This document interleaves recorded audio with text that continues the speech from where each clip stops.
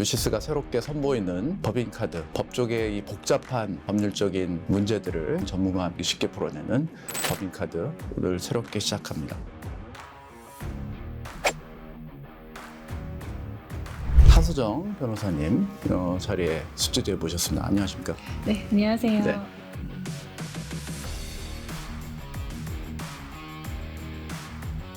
오늘 다룰 주제가 좀 무거운 주제인데 김호중 씨 사건, 세간에 화제가 됐던 사건인데 김호중 씨는 지금 구속 상태에 있고 7월 10일 날, 오늘 10일 날 이제 첫 재판이 열립니다. 네, 관련된 이야기 좀 나눠보겠습니다. 그 들어가기 앞서가지고 제가 좀 뒷조사 아닌 뒷조사 했는데 변호사님이 미스트롯에 나오셨다고요? 네, 맞습니다. 미스트롯 2에 2020년에 출연한 적이 있습니다. 같은 트롯 입장에서 네, 맞습니다. 이번 사태 어떻게 보세요? 저는 항상 이제 트로트 가수분들 이렇게 사건 사고 생기면 인터뷰 요청도 많이 오고 또 이제 관심 있게 이제 볼 수밖에 없게 되었는데요. 처음에 이런 사건이 터졌을 때도 호미로 막을 걸 가르로 막는다?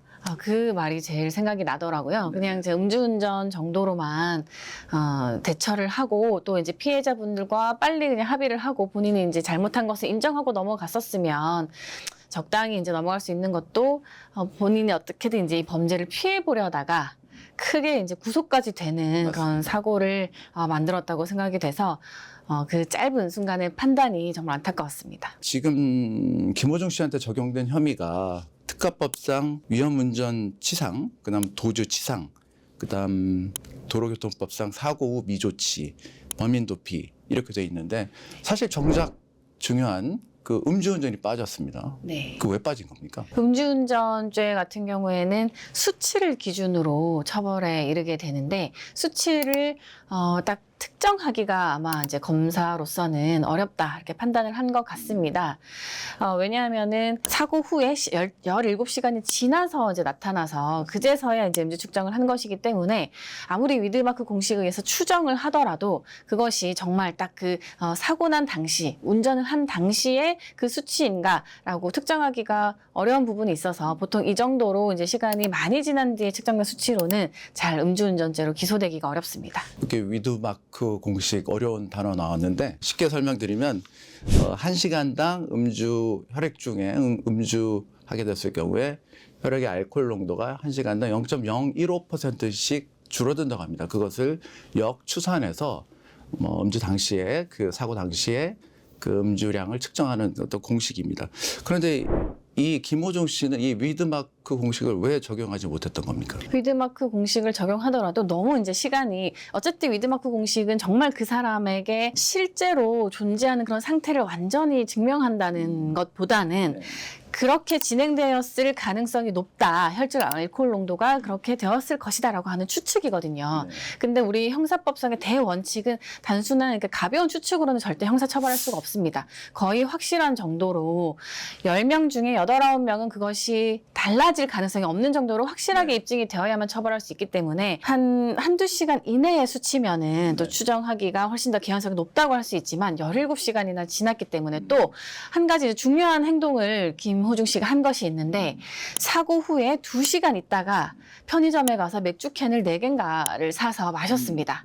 그렇게 이제 다른 행위가 개입되다 보면은 실제로 이제 17시간 이후에 측정한 그 수치가 그 중간에 마셨던 그 맥주에 의해서 어떻게 변경이 되었는지를 또 추단하기가 어렵습니다. 그렇죠. 이게 사고 당시의 음주 상태를 측정해야 되는데 네. 사고 이후에 네. 2시간 후에 술을 또 사가지고 마셨단 말이죠. 맞습니다. 그러면은 그 다음에 나오는 음주량은 사고 당시의 음주량인지 맥주로 인한 음주량인지 혼란을 주는 거군요. 맞습니다. 그렇다 보니까 이제 일명 이제 이 수법을 술타기라고 하거든요. 네네. 그리고 이제 음주운전자들 사이에서는 굉장히 많이 알려져 있는 이제 음주운전 단속을 피하는 방법이기는 했어요. 네네. 그래서 마찬가지로 우리 그 김호중 씨도 이 방법을 어떻게 이제 알게 되셨는지, 혹은 본인이 정말 그 음주운전 단속을 피하기 위한 것이 아닌데 본인은 이제 뭐 고뇌를 회피하기 위해서 이렇게 술을 마셨는데 우연치 않게 이렇게 된 거일 수도 있겠지만 어쨌든 그렇게 술을 마셨고 그 부분 때문에 사실 음주운전을 아마 입증하기는 어려울 것이다 라고 생각을 해서 검사가 이제 기소를 하지 않았던 것 같습니다. 그런데 그 김호중 씨 본인도 음주한 사실을 시인했지 않습니까? 네. 근데 왜 음주운전 혐의가 빠진 겁니까? 음주운전을 했다고 해서 무조건 처벌되는 그렇게 규정되어 있는 죄가 아니고요. 어느 정도 수치 이상 0.03 그렇죠, 이상, 그렇죠. 그다음에 네. 또 0.08 이상 이렇게 수치가 정확하게 기재가 되고 그 안에 이제 포함이 될 때 처벌하는 죄거든요. 또 그의 그 형량이 다 다르고요. 네. 근데 지금 김호중 씨 같은 경우는 음주는 했다고는 했지만 그 수치에 대해서는 아무도 모르는 상태에 지금 미궁에 빠진 거예요. 2시간 뒤에 술을 마셨기 때문에. 그래서 그 수치가 입증이 되지 않으면 음주운전죄로 실제로 법정에서 처벌되기가 굉장히 어렵습니다. 그래서 기소에 이르지 않은 것으로 보입니다. 음주를 했으나 네, 증거가 없다. 네, 맞습니다.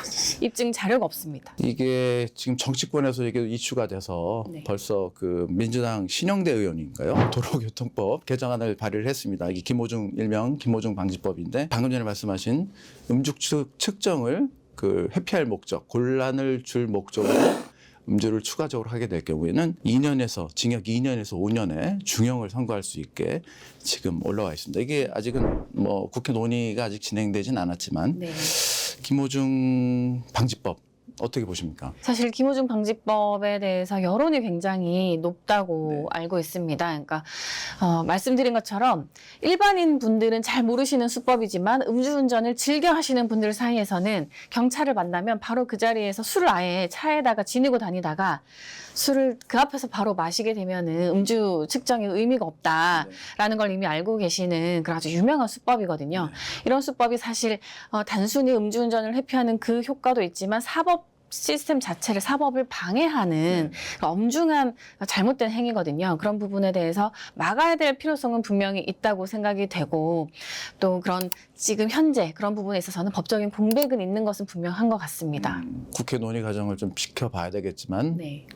방금 전에 말씀하셨듯이 김호중 사건에 빗대서 설명하면 아니 음주 사고 나서 이제 괴로워서 네. 마셨는지 네. 아니면은 어떤 이 회피를 곤란을 주려고 마셨는지 이걸 가려내는 게 쉽지 않지 않습니까? 맞습니다. 그래서 이 법에 대해서도 우려스러운 부분은 음주를 한 뒤에 운전을 하는 것은 금지되지만 음주운전 한 뒤에 술을 마시는 것은 사실 법적으로 금지가 되고 있지 않거든요. 네. 근데 그런 행동까지 사실 금지할 수 있는 그런 효과가 있단 말이에요. 네. 그 말은 즉 국민에게 일반적인 행동의 자유를 제한하고 또 나아가서는 침해할 수 있는 법안이 될 수 있기 때문에 이 부분에 대해서 정말 사법 방해할 의도로 그런 행위를 하는 사람만 막을 수 있는 그런 사람만 적발할 수 있는 그런 법률이 되어야 하는데 그런 부분이 무척 이제 걱정이 되는 부분입니다. 지금 7월 10일 김호중 재판 앞두고 있는데 핵심 쟁점이 어떤 것이 될 것 같습니까? 아까 말씀하신 것처럼 일단 음주운전죄에 대한 기소는 빠졌지만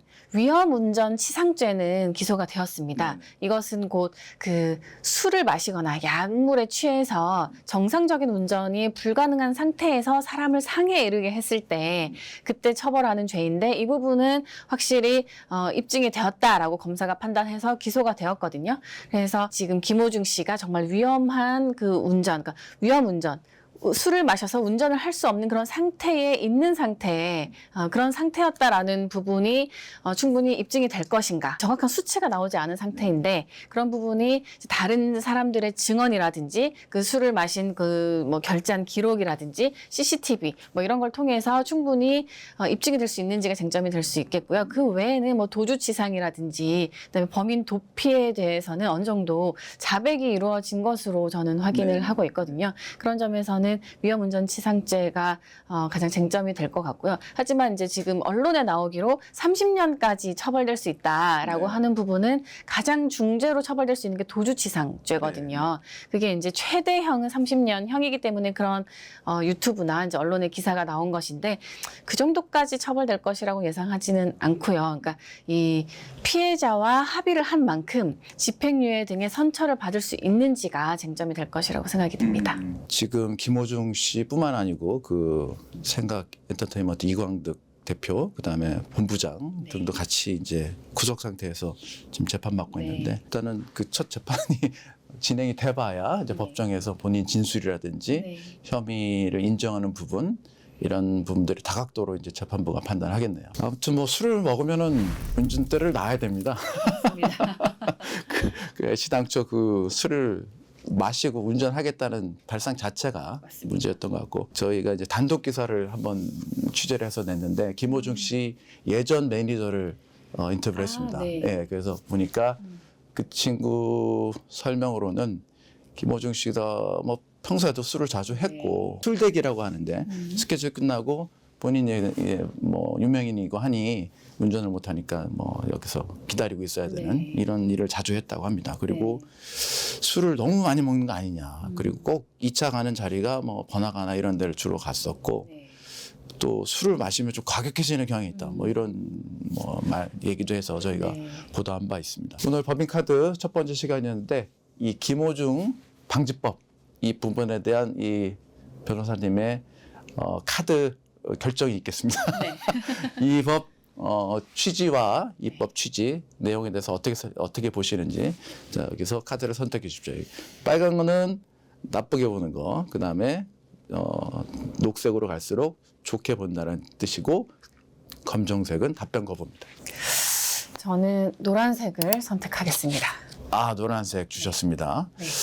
이유를 좀 설명. 우선 그 입법의 필요성과 입법의 취지에 대해서는 굉장히 공감을 합니다. 그렇지만 그것이 입법이 되었을 때 그 국민의 일반적인 행동의 자유를 제약할 수 있는 부작용이 분명히 있기 때문에 정치하게 입법되기가 굉장히 어려울 것이다. 그래서 실제로 과연 입법이 될 수 있을까? 또 입법이 되더라도 위헌 판정이 나올 수 있는 그런 법률이 되지 않을까? 그런 우려가 그에 못지않게 있어서 저는 노란색을 들었습니다. 하서정 변호사와 함께한 이 김호중 방지법 노란색 카드 주셨습니다. 다음에 또 이 법 입법 과정 진행 사항이 있으면 또 한번 보시고 뭐 관련된 얘기 들어보도록 하겠습니다. 지금까지 법인카드의 진행의 문식이었고 지금까지 하서정 변호사였습니다. 감사합니다. 네, 감사합니다.